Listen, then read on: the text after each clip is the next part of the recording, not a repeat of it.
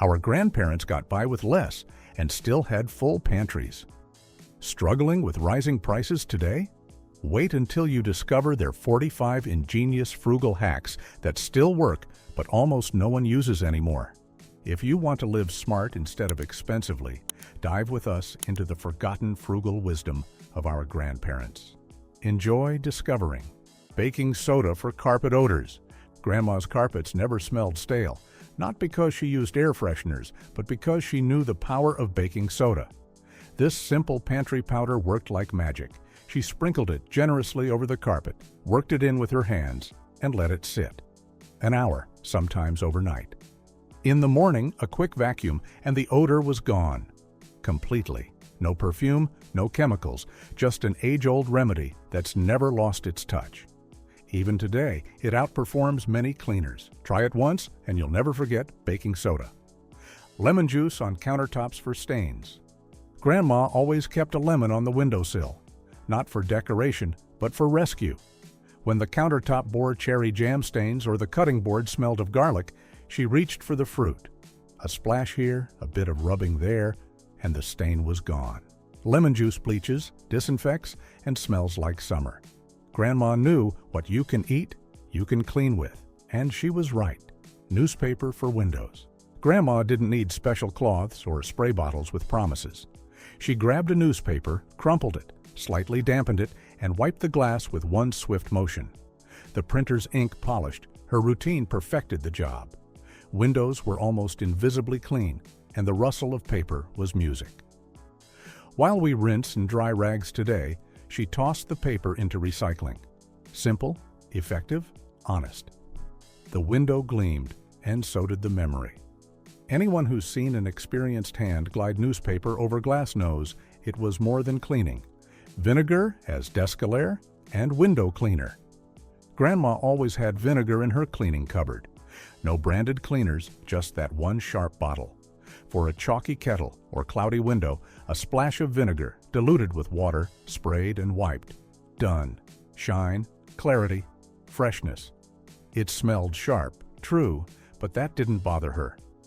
Clean doesn't need fragrance to cover anything, she'd say, pleased with her work. Today we talk eco-friendly. Grandma showed how it's done. Cheap, effective, honest. And the best part, it always worked.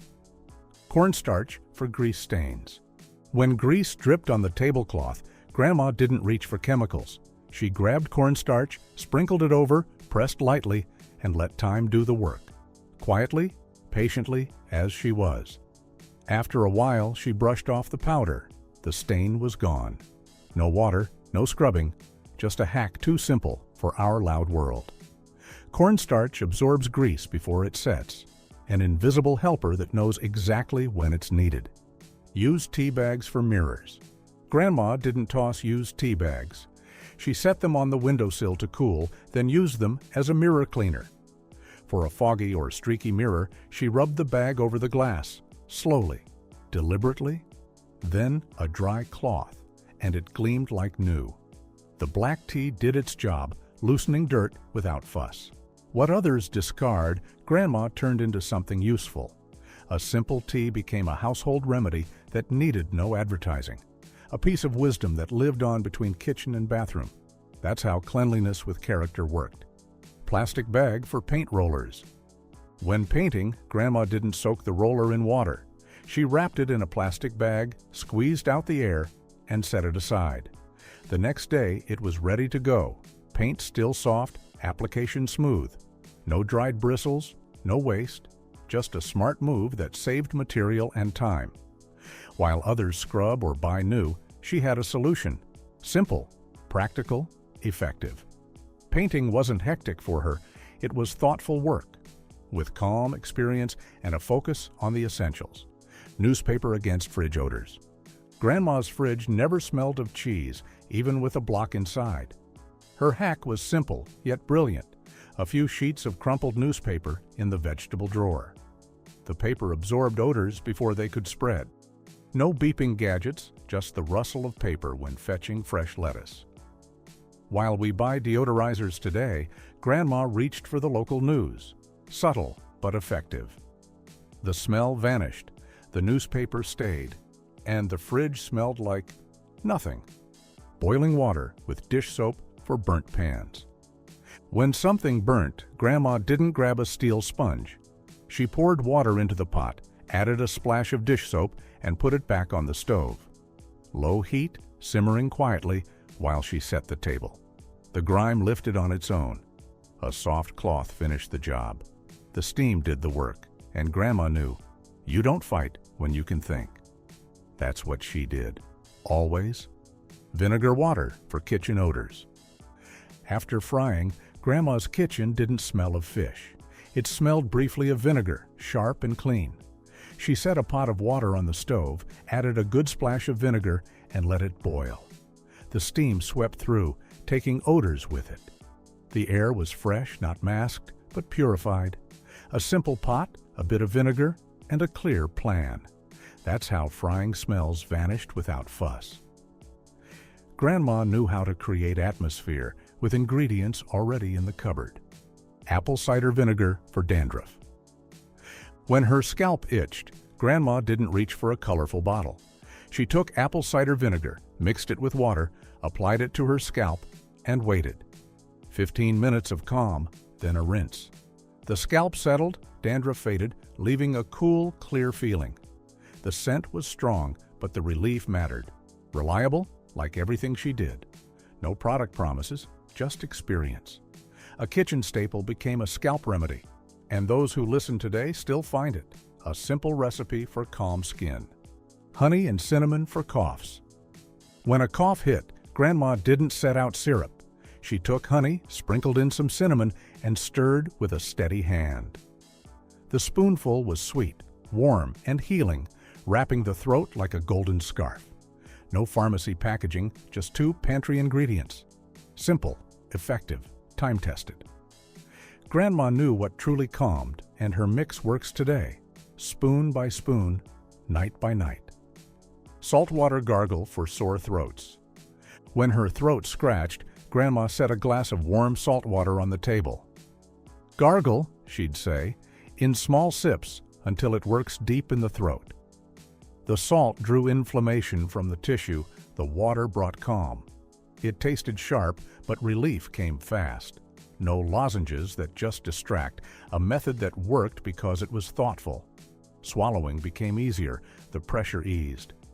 It felt like truly helping the body. That's how healing worked back then. Direct, honest, effective. And once you've felt it, you don't forget that sensation.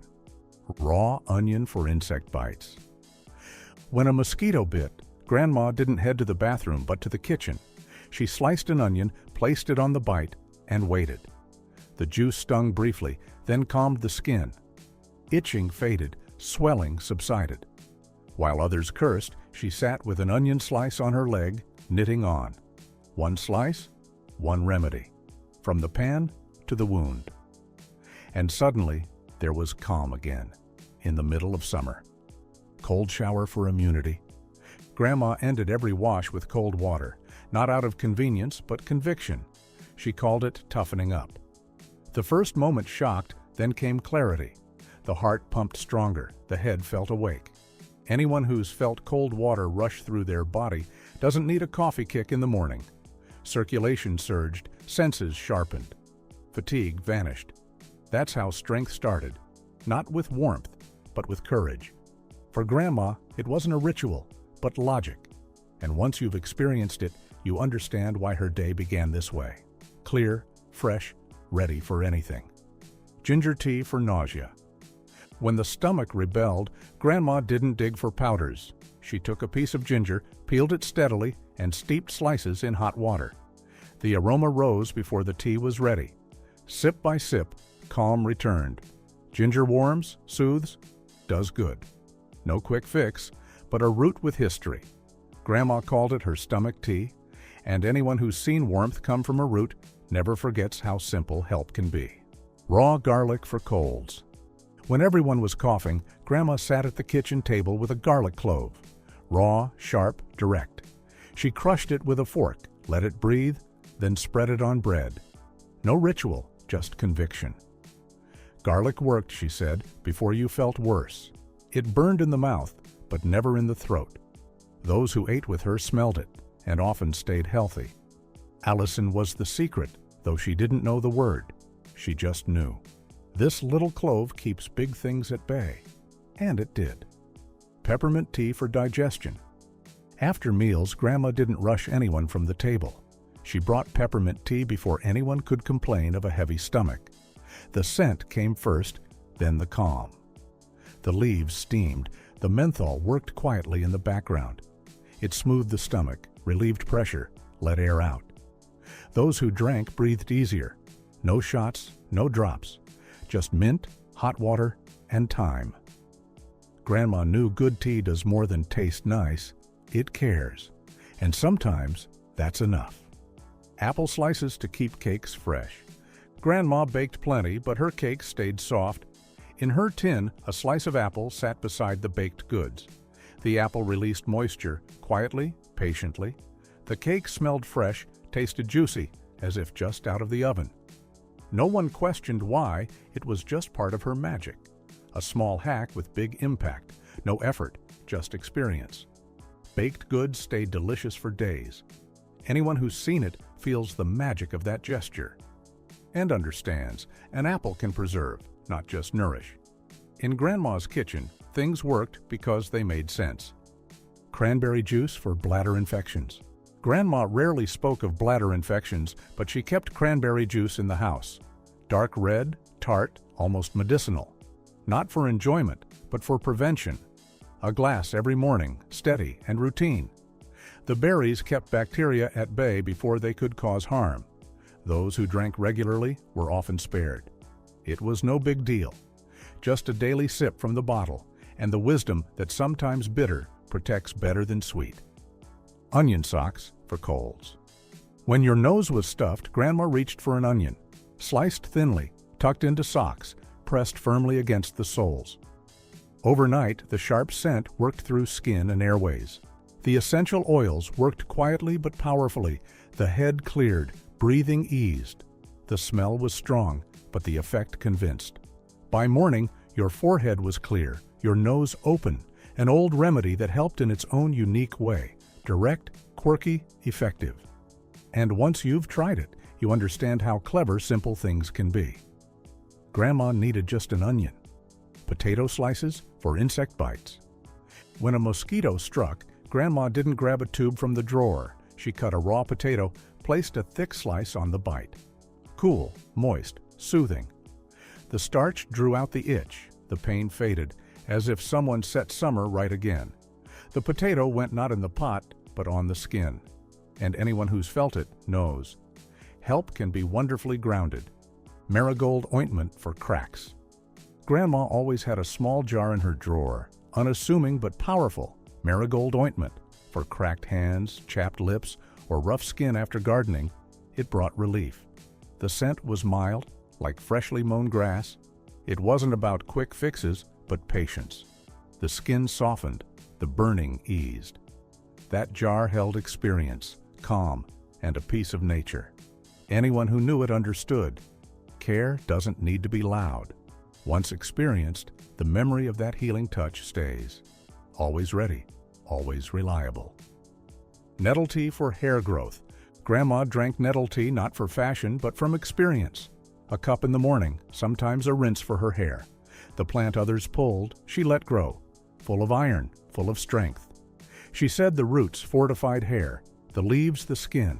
Her silver hair shone like polished cutlery, thick into old age. Just tea, water, and patience. And trust in a plant that stings if you don't respect it, and heals if you listen. Celery for bad breath.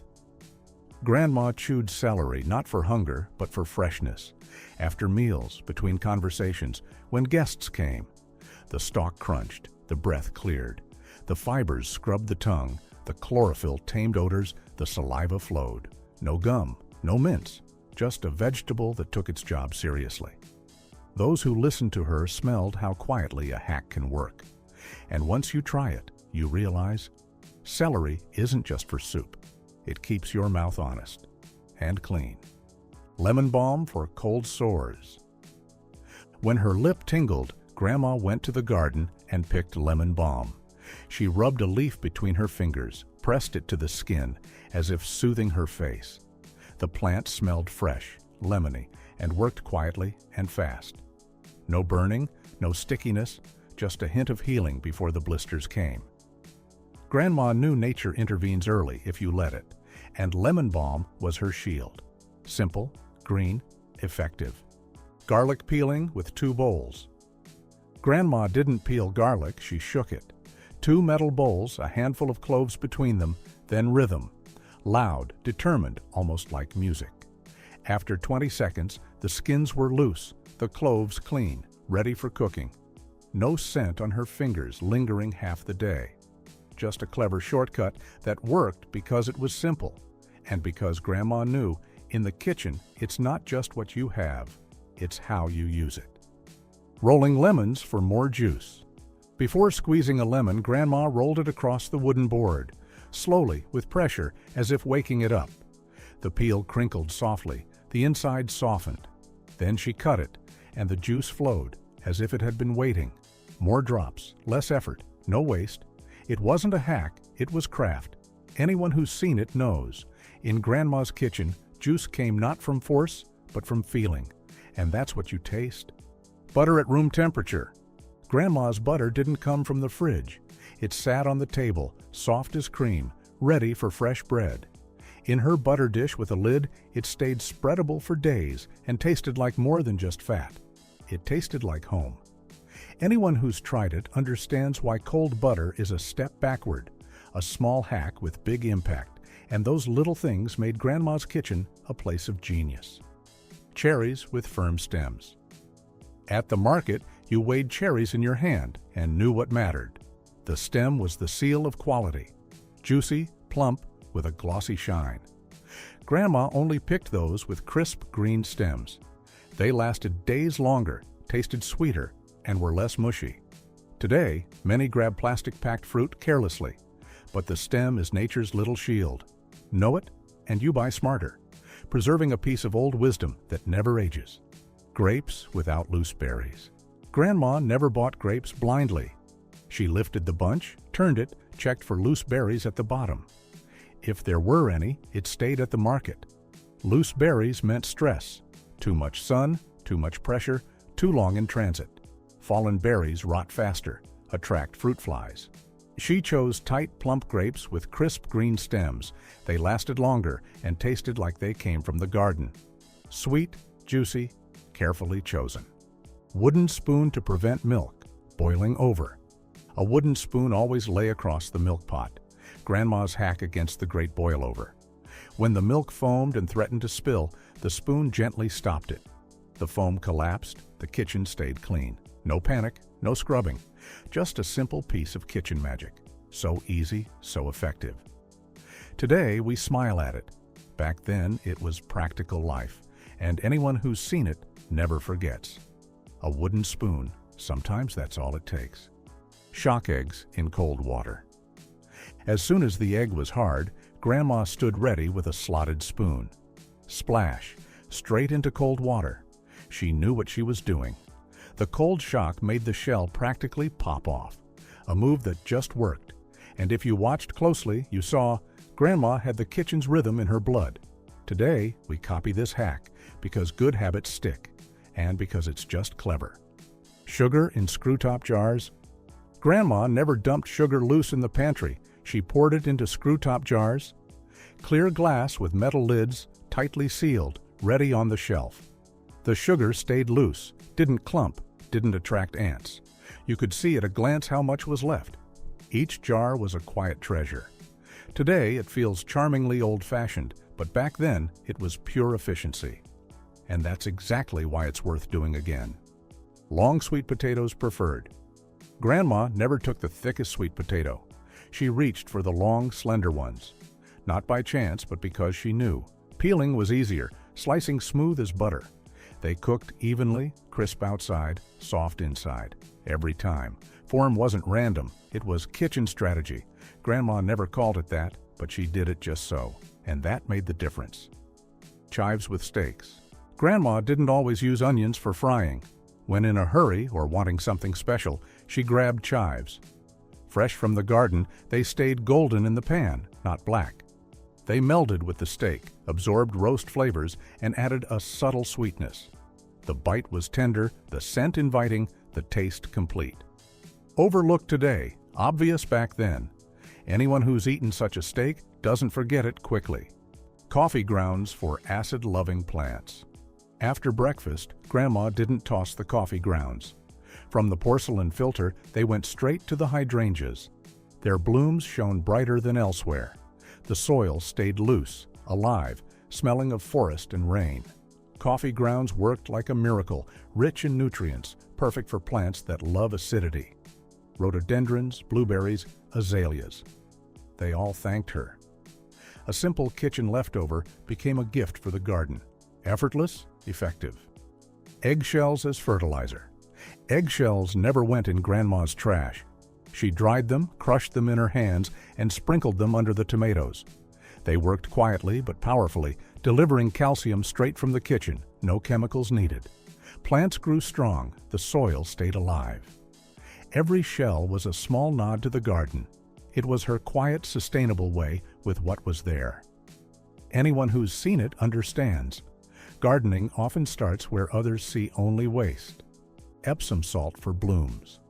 When geraniums looked tired or hydrangeas lost color, Grandma didn't buy expensive fertilizer. She used Epsom salt, a spoonful in a liter of water, dissolved in her old watering can. 2 days later, plants stood tall, leaves deep green, blooms vibrant. Magnesium and sulfur, she knew, gave the garden strength. It was knowledge you felt. Forgotten today, proven back then. And anyone who tries it sees how much life an old hack holds. Wine corks as mulch. Grandma saved wine corks not for decoration, but for the garden. After Sunday's roast, when the red wine was opened, the corks didn't go in the trash but into a small box under the sink. Later, they were quartered, scattered among flowers and beans. The soil stayed moist, the sun didn't reach through. Weeds struggled. The cork pieces were unassuming, almost invisible, yet the soil held a calm you could feel. So simple, so clever, so quietly sustainable. Then and now. Fireplace ash as fertilizer. When the fireplace was cleaned in the morning, the ash didn't just disappear. Grandma collected it in an old tin can. Later, she sprinkled fine trails between roses and cabbages. The soil took it gratefully. Potassium and lime gave strength, made stems sturdy, blooms vibrant. She dosed with care, never too much. Like powdered sugar, she said.